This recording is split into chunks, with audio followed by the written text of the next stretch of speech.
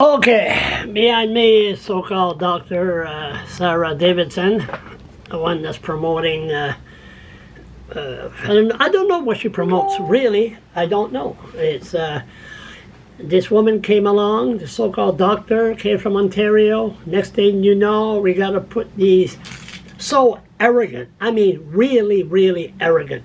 And I remember when she first came at the pharmacy, King Street Pharmacy, or medicine, whatever the shop, pharmacy, I asked the pharmacist, Danielle, I said, listen, she wanted an interview, find out what is this so-called drug recovery program. She said no. Oh, okay, no problem. When they say no, they got something to hide. And ever since then, it's been chaos, and I mean chaos. People are scared to go out their home. They don't want to go downtown. They're stealing, and this so-called thing behind me promotes the meth heads. I mean, it's terrible. It's just terrible. Some people are going to start being stabbed. I'm surprised I didn't get stabbed. But anyway, you can't live in fear, right? Right, DOG? So anyway, so all weekend they were going around and promoting this, the Fredericton Information host, Jeanne Armstrong.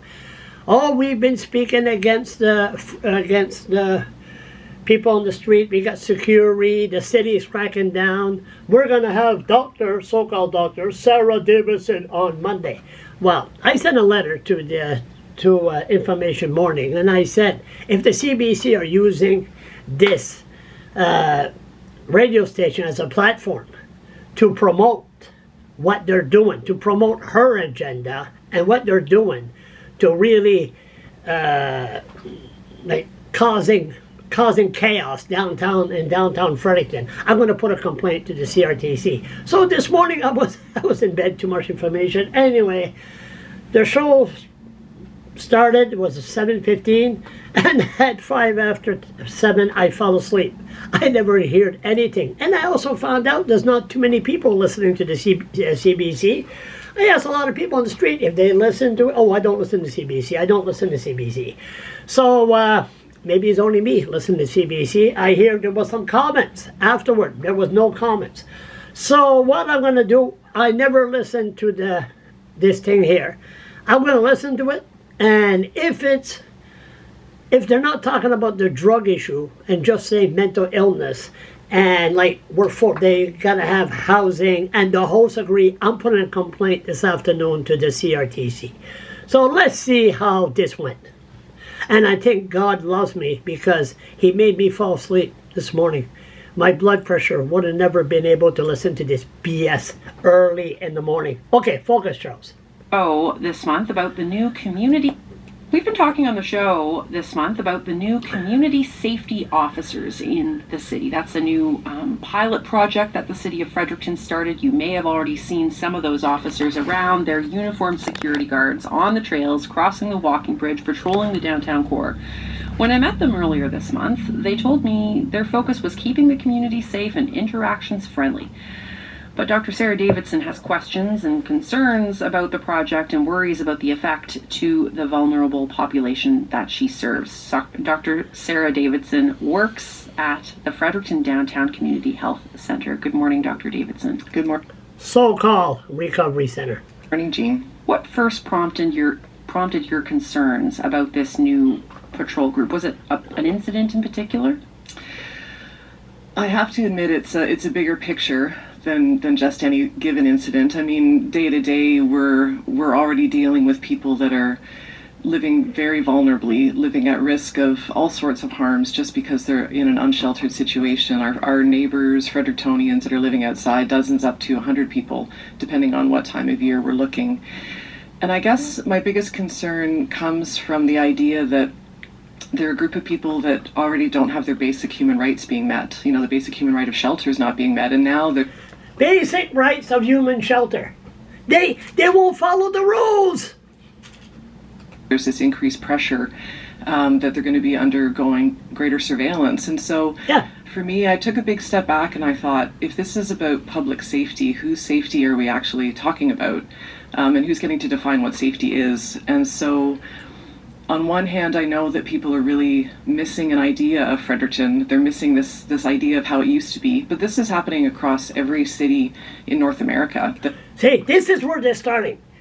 Missing the idea. This is all across the cities, all across North America. No, it's not. You go back to Ontario. There's only 2 streets in Fredericton, King and Queen. The only city is right in your face. That we're undergoing incredible pressure socially, and the pandemic really unearthed the degree of vulnerability a lot of people were living at. I mean, even this morning on the radio talking about the level of food insecurity. We really are at a crisis point. And so my biggest concern is that the people who really do suffer the greatest risk to safety aren't being considered in this. But what's wrong with what these officers are doing? Because when I spoke to them last week or the week before, they were talking about verbal judo, de-escalating situations, using friendly body language, really trying to be a friendly face in the community, trying to keep things safe. But what is the particular issue that you have with the job that they do? It's not so much the individual people or their direct interaction. I mean, I'm glad that they're training them as best they can to not be, sort of cruel, mean kind of people. But it's more this idea that I feel like we're creating an us and them situation. And our city already is struggling with this idea that there are other people that are causing a problem. And so anytime we can make... Yes! The Methead destroys, steal, everything. What do you mean, us and them? We're not like them. Another group of people into a them and they're not an us, it's a lot harder to see their humanity. It's a lot harder to make the changes that we need to as a culture in general to say we're actually going to create space where everyone has a chance to live somewhere.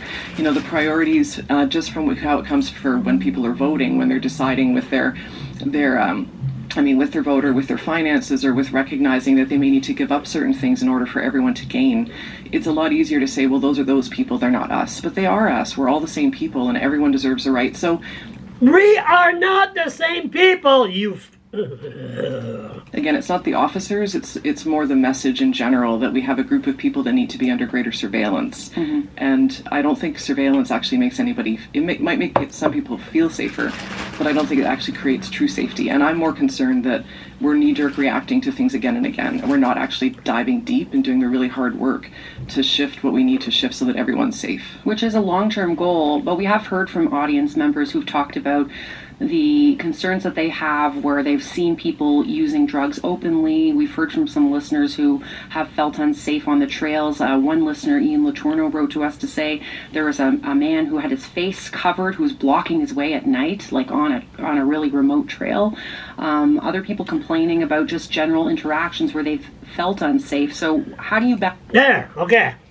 The drugs, good question. The answer, I better keep on eating my chips. Balance the concerns of people who have those safety concerns and feel unsafe at times while being respectful of people who may be unhoused, may be vulnerable. Mm-hmm. And I don't want to undermine anything that people are experiencing at all. I just know, because I know a lot of the people that are living outside, it really is a very small number of people. They're outside of your clinic. All the drug dealers are all there. Everybody's all there. Come on. People that struggle significantly with mental health issues to the point where they really shouldn't be living alone outside. First of all, so I do recognize that there are some people. I mean, in terms of public drug use, if we were able to have the safe consumption sites that back when it was Minister Shepherd in Health had said that we needed to roll out safe consumption sites, that would be a really easy, quick fix. No!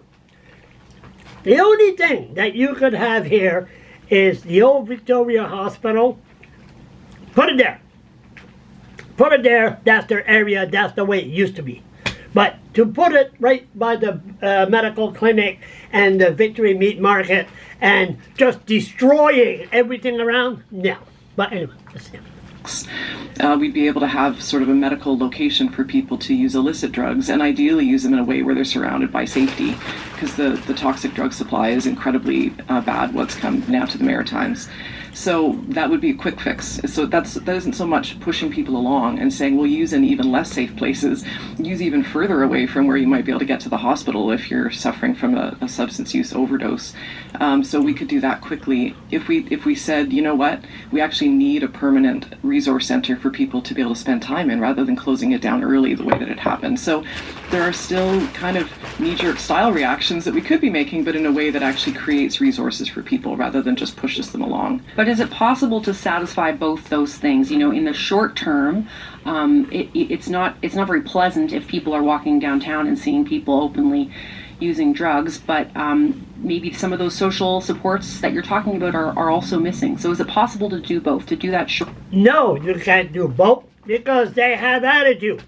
Number one, you don't go by rules. And you can't be touched. The Mental Health Act, Section 10, must be changed. But that's the way to do it.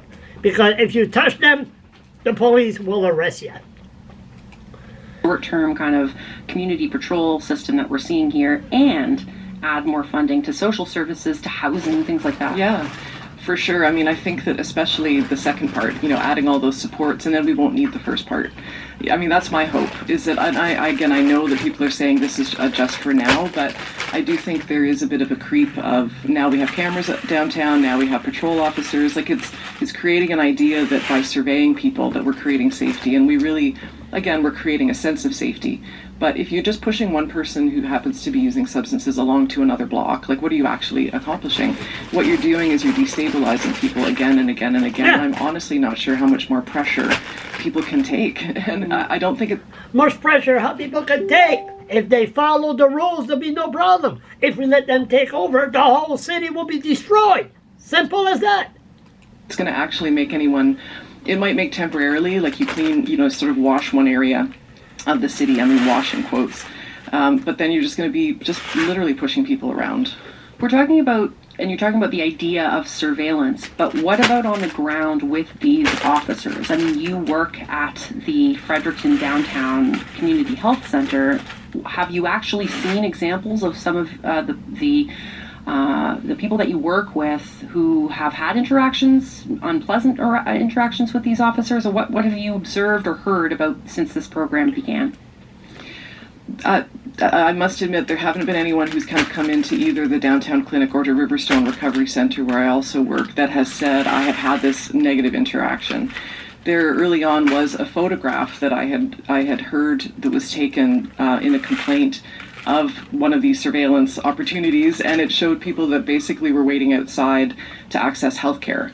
And it was there was a copy and paste of what the bylaws were, and it referred to there needs to be no garbage on the ground, there needs to be no shopping carts, there needs to be, and it just listed. It didn't talk about people, it talked about garbage, and that was a big concern to me. Work that has said What did you say? Downtown clinic or to Riverstone Recovery Center, where I also work, that has said I have had this negative interaction.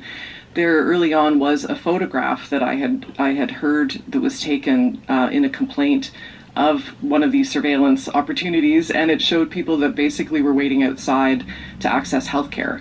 And it was there was a copy and paste of what the bylaws were, and it referred to there needs to be no garbage on the ground, there needs to be no shopping carts, there needs to be, and it just listed. It didn't talk about people, it talked about garbage, and that was a big concern to me, that it was seeming to represent that. Now I don't think that was the intent. I think it was just copy paste the bylaws, but again, that's just that idea that if we're shopping cart. I see the med head. I lift the blanket up, and it was all full of copper. And you stole that? Oh, well, your copper right there. And you know, what was I going to be a rat? No. But that's why they had shopping cart, the blanket. All the stolen items were in there. Othering people, if we're making them into them, like us and them, that the potential to really look at, you know, if they're accessing healthcare and they really have nowhere else to go, on one hand, like, why are we putting so much pressure on people who literally have... They weren't accessing healthcare. They were collecting their welfare check. Couch surfing, collecting their welfare check. That's what they were doing. That's what I presume. Nobody's lined up for mental health or help. They refused. Could bring a horse to water, right? Nowhere else to go. Yeah. And I see the concerns you're raising, but is it possible? I mean, you haven't yet had bad experiences, or some of the vulnerable populations that you work with haven't had yet a bad experience with these officers. So things seem to be getting off on a good foot. So what evidence do you have that this program will be harmful? I don't think it's necessarily that these individual officers will be increasing harm to people. It's more the way that we're heading in the direction of needing to provide greater surveillance. So it's stepping back and looking at, if we're going to be considering that we need to protect some people from other people, my question is, who really is at the greatest risk? The people that are living outside. I know that other people have experienced, like, Ian having someone jump out at him. I mean, that's terrible. Like, I'm not trying to undermine anything, but it's really to keep that burning question of people whose lives are physically at risk at times every day. Really, we do need to say, you know what, on one hand, if we need to have people walking around to help direct people into social services, great, except we don't have any of those things in place. No, we don't have nothing of those places in play because they don't want the help. Who are we supposed to protect metheads now? You don't pay? Well, you're gonna get beat up. We see them get beat up all the goddamn time. What is she saying? She's a nut. We don't have a resource center anymore. There's no warming center or no cooling center. Oh yes, a warming center downtown. That went well. I know the people that were poor. Are you gonna go there and go there to the warming center? Are you crazy? It was all junkies, the drug dealers, everything. That was the warming center. Now she wants a cooling center downtown. So oh no, Charles, you shouldn't listen to this. Permanent spot for people to go. There's no home for them to go to use drugs. There's no safe consumption site to make sure that the toxic drug supply, that they're supported.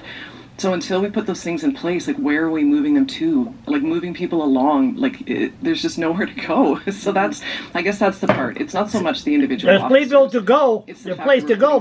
Go see some help. Along, and their basic human rights are not being met. They got no human rights because they won't go. So I don't want Fredericton to be a spot people don't feel safe in, but I especially don't want it to be unsafe for certain people at the expense of a concept of safety for a lot of people. You say it's not about the individual officers, but at the end of the day, those are the people on the front lines of this. These are the people, regardless of the name of this project or the hierarchy or the structure of it. These are the people that are going to be interacting. I mean, one of the people that I met last week or the week before, Luc Lefebvre, is one of the officers, and he said, I myself have had to rely on some of these services. I've had mental health issues. I've had issues with addiction. I feel like I can speak to, like, I'm on their level. Like, I can speak to people in a way that's, because I've been there. Like, I've had that life experience. So how do you feel about that? I mean, someone in that position, who could potentially, he's a position of authority, but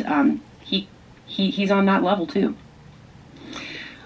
I think that having anyone with living experience in a role working with other people is excellent. So, I mean, on one hand, I applaud the selection of him in particular. And if we had something that I've been advocating, for instance, for the last 5 years, like the Victoria Health Centre as a location for people to have a permanent drop-in centre, if I could have a location like I have on Brunswick Street at a clinic where I could have created safe space for people to be, No, we don't want you on Brunswick Street, okay? We want you at the old Victoria Hospital. And you could bring your... No, Charlie, shut up. Need a youth drop-in center. Like, if there were all of those places... Yes. Drop-in center for the recovery drug center. And bring our youths there. She wants youths to be in the same place as metheads. What a stupid... Don't be doing this out here. Let me help you go on down to the space that's safe and created for you, that's incredibly well-resourced. If any of these things, which as a city and a province we've known that we've needed for years now, have been put into place, I'd be feeling a lot more supportive. So while I'm grateful that it's really nice people like him that's been selected, it just feels like a bitter pill to swallow if the fact that this really nice man is moving people along to nowhere to go. Have you raised some of these concerns with the city or with Mayor Kate Rogers? I feel that Mayor Rogers deeply understands and is quite supportive of the idea of trying to help create spaces. And I also feel that there's been members of various different ministers at the provincial level, and I've even spoken with MP Atwin. I've spoken with anyone that I can. I've put together plans. I've done PowerPoint presentations. I've discussed how we have infrastructure in this city, and if we use it wisely and in a way that is involving people that need the care in the development of that, we can solve a lot of these problems, and we don't need to then spend money on really nice officers walking around surveying people. But just in the minute that we have left, is there any way that you can see this community safety patrol program work? Again, I think if we get back to what it's here for, if it's helping to move people along and meet the needs of downtown Fredericton people that don't want to see the degree of suffering, then maybe that it will achieve that goal. But it's not going to deal with the underlying problem, and it's not going to make us all be safer in the long run, which is when people are housed. And there's also the, looking at making sure graffiti is lessened and encampments, things like that. What do you make of those goals? Well, the people that are doing graffiti don't tend to be people experiencing homelessness because they don't have the extra money to spend on anything like spray paint. For the encampments, I mean, that certainly is a bigger conversation. I think that destabilizing any form of housing for people has been a bit detrimental to their mental and physical health overall. Dr. Sera Davidson, thanks for joining us in studio today. Thanks for the opportunity. Dr. What a bunch of crap. It wasn't bad. So Jeanne Armstrong didn't do bad. So I thought it was going to be really one-sided. It wasn't good hard question. Now, as for what she say at the end there, before this video goes off, what'd she say? What was it? It don't matter. Anyway, the bottom line is nothing can be done. You could bring a horse to water. The only thing you could do is, she never talks about educating our kids in school to say no to crystal meth. She doesn't say that because she needs a job, right? Anyway, and then she's the same attitude that said, well, we're going to go put the abortion clinic. She bought the building, and we're going to put there for meth heads, not recovery, meth heads beside the school, George Middle School, and there's not a damn thing that nobody can do about it. I'll talk to the principal, but it's still going there. Right off the bat, the attitude people say, F you. And the government, provincial government, won't talk to her because they know she's a wingnut. Anyway, why do I get involved in these things? Why? DOG, do your job as an emotional support dog. My God, do your job.